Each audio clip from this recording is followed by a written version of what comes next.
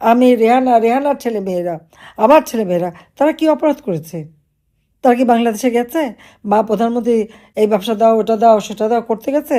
তারা কি হাওয়া ভবন খুলে কমিশন খেয়েছে? করেনি তো।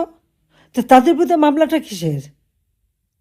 সবার বিরুদ্ধে হত্যা মামলা, সবার বিরুদ্ধে। আমেরিকার থেকে বোধহয় গুলি করে জয় হত্যা করেছে, পুতুল এই ইন্ডিয়ার থেকে, রেহানা লন্ডন থেকে, সবাই নাকি হত্যাকাণ্ড ঘটিয়েছে। আর আমি তো আছি।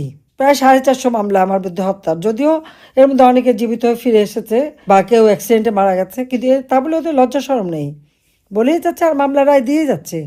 এবং খুব ভুল করে ফেলেছি। আমার ছেলে মেয়ে বা রেহানার বাচ্চারা কখনো কিছু চায়নি, কিচ্ছু চায়নি।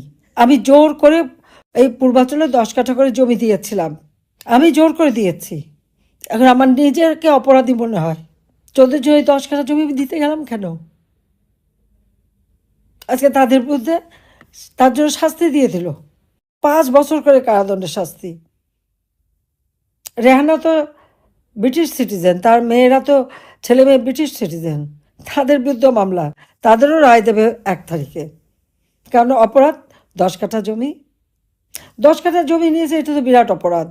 কিন্তু যার 4080 কাঠা পূর্বাচলে জমি, উত্তরায় 300 কাঠা, চট্টগ্রামে প্রায় 87 কাঠা, গ্রামীণ ব্যাংকের যে টাওয়ার, সেখানে 17,000 স্কোয়ার ফিট জায়গা ইনুস দখল করে নিয়েছে। বলছে তাকে নাকি উপহার দিয়েছে, বিনা পয়সায় সেই ফ্লোর নিয়ে সেখানে ইনুস সেন্টার খুলেছে, 9 কোটি টাকা দিয়ে ফ্ল্যাট কিনেছে। এগুলি কোনো অপরাধও না, এর কোনো যথাযথ আর্থিক কিভাবে তার সঙ্গতি হলো সেটা সে দেখাতে পারবে না। গ্রামীণ ব্যাংকে 6,000 টাকা বেতনের একজন এমডি সাহেব এত সম্পদ কোথা থেকে পেলো সেটা কি দেখাতে পারবে? আপনারা একবার চিন্তা করেন তো, যে একটা লোকের বিরুদ্ধে 666 কোটি টাকা তার কাছে ট্যাক্স বাকি, তাই 666 কোটি টাকার ট্যাক্স হলে তার টাকার পরিমাণ বা সম্পদের পরিমাণ কত? কত সম্পদ থাকলে 666 কোটি টাকা ট্যাক্স হয়? সব মামলা বাদ, সব বাতিল।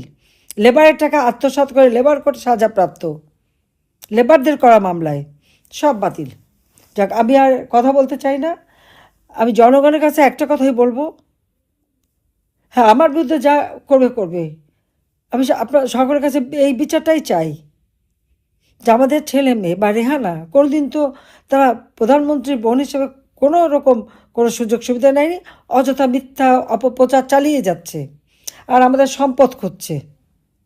আমরা তো সম্পদ বানাইনি, বানাতে যাইনি। আমরা আরও মানুষকে বিলিয়ে দিয়েছি, 32 নম্বর বাড়িটাও বিলিয়ে দিয়েছি। আমাদের যে টাকা পেয়েছিলাম আমরা ট্রাস্ট করে হাজার হাজার ছেলেমেয়েদের পড়াশোনা করিয়েছি, তাদেরকে সহযোগিতা দিয়েছি। হ্যাঁ, উত্তরাধিকার সূত্রে যে সমস্ত গহনা বা বৈবাহিক সূত্রে উপহার যেগুলি লকারে ছিল, আমি জীবিত থাকতে সেই লকার ভেঙে বের করলো, কিন্তু সেখানে আমার দাদির, বাবার নানির, বাবার মায়ের গহনাগুলি, সেগুলি গেল কোথায়? পূবালী ব্যাংকের যে আমার লকার, এ তো সে পাকিস্তান আমল থেকে, সেখানে নাকি শুধু একটা বস্তা পেলো, বস্তার ব্যাগ পেলো, তো অলঙ্কারগুলি গেল কোথায়? সম্পদগুলি গেল কোথায়? সে জবাব তো দিচ্ছে না। গণভবনে যে সমস্ত ছিল আমাদের, সেগুলি গেল কই? সেই সব তো দিচ্ছে না। লুটেরারা কি দেবে? যারা অপরাধী এখন তারাই নিরপরাধীর উপরে শাস্তি দিচ্ছে। আর আওয়ামী লীগের নেতাকর্মী, তাদের তো ঘর বাড়ি তো নাই, প্রত্যেকের বিরুদ্ধে মামলা, এমনকি ছেলে মেয়ে আত্মীয় পরিবার পরিজন, এমনকি শ্বশুরবাড়ি আত্মীয়দেরও ছাড়ছে না।